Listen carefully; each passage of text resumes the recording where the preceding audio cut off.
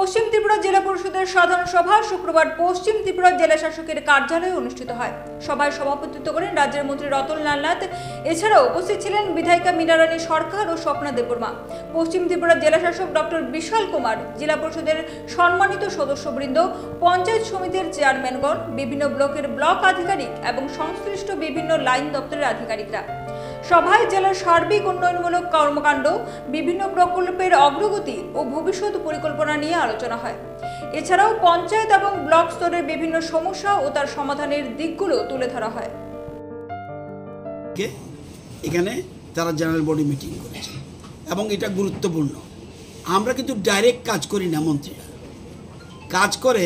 আমাদের যা অর্থ করি যা আছে এগুলো ডিস্ট্রিবিউট হয়, কোথাও যাবে এডিসিতে যাবে কিছু টাকা জেলা পরিষদে আসবে, কিছু টাকা পুর পরিষদে আসবে এবং কিছু টাকা আপনার কর্পোরেশনে আসবে।